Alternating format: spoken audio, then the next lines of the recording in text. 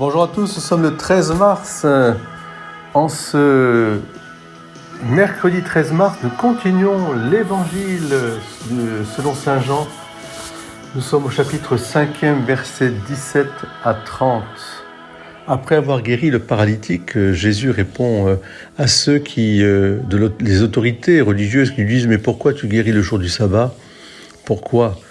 Et Jésus éclaire notre chemin de carême vers Pâques en nous libérant vraiment de toutes les prescriptions, de tout ce qui en fait empêche le salut des âmes, empêche, je dirais, la guérison, empêche finalement tout ce qui est administratif et inventé par les hommes pour écraser les hommes.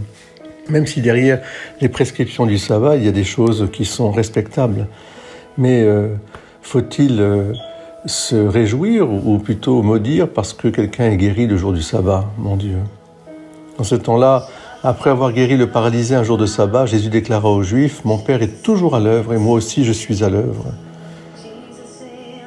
Mon Père et moi. » Quelle révélation de la Trinité Sainte, de cette famille de Dieu. Toujours à l'œuvre, c'est-à-dire l'élan créateur, l'élan miséricordieux, parce que l'élan créateur est un élan d'amour qui sauve, qui donne vie, qui partage la vie, qui ne retient rien pour lui-même, mais donne tout jusqu'à mourir pour que l'autre ait la vie.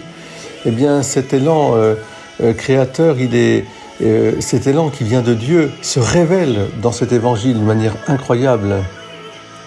Amen, je vous le dis, le Fils ne peut rien faire de lui-même, il fait seulement ce qu'il voit faire par le Père.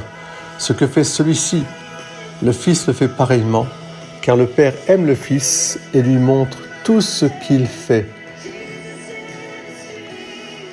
Il lui montrera des œuvres plus grandes encore, si bien que vous serez dans l'étonnement.